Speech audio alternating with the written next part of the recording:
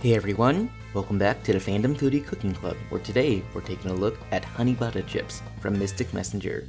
Honey Buddah Chips are a real product made by a partnership between Korean snack company Haitai and Japanese snack company Calbee. While not initially popular in Japan, the chips exploded in popularity in Korea to the point of causing widespread shortages, resulting in bags being sold for the equivalent of $55 American per bag.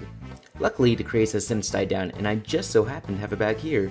So let me just pour some out on here and, well damn, let's get cooking.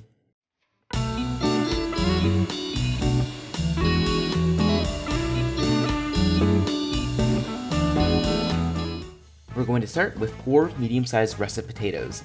Set a mandolin to a 1/8 inch setting and start slicing. As you work, place the potatoes into a bowl of water. This not only helps prevent them from oxidizing and browning, but also soaking the potatoes is key to removing excess starch and achieving an extra crispy potato chip. Kenji Lopez-Alt has a really good article on making the perfect potato chip. I'll link the article in the description, but what it boils down to is blanching the potatoes in a vinegar bath for a few minutes before frying them. The acid in the vinegar breaks down the pectin that holds the cell walls up, allowing more starch to be boiled off, making for a lighter, crispier chip. So that's what we're going to do. To 2 quarts of water, we're going to add 2 tablespoons of vinegar. Once that comes to a boil, we're going to add the potato slices and par cook for 3 minutes before draining the potatoes and laying them on a paper towel lined baking sheet to dry for about 5 minutes. Now we're ready to fry. Heat enough peanut oil to fill a wok or Dutch oven to 325 degrees. Working in batches, cook the chips until they're lightly golden and crispy and the bubbling has died down. This process should take about 10 to 15 minutes, but you want to keep an eye on things. Fried food can easily go from golden and perfect to a burnt mess quickly once it hits the butter zone. Once the chips are done, remove them to a paper towel lined bowl and season with a small pinch of salt. Toss the coat and transfer to a sheet tray to cool. Do this for the rest of the chips until they're all cooked.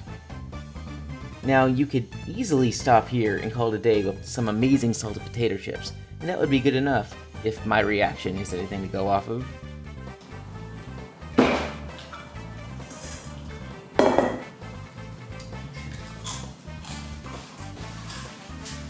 Damn! Kenji, I fucking love you, man. But they wouldn't be Honey Buddah chips without the honey butter glaze. So we're going to add half a stick or a 1/4 cup of butter to a wok, followed by half a cup of honey. Whisk that to combine before dropping in about a tablespoon of malted milk powder, splashing molten honey everywhere and risking burn injuries. Lastly, we're going to take a note from Chef John from Food Witch's book and add a dash of cayenne. The slight bite of the heat will balance the sweet of the honey and the savoriness of the butter. Once the butter is fully melted, add in the chips and toss to combine, before realizing that they're far too sticky to pan flip and resorting to tossing with tongs. Once the chips are fully coated, remove them from the wok and transfer them to a bowl to cool down. Plate them up and give one a requisite taste before wondering why you waited so long to try this.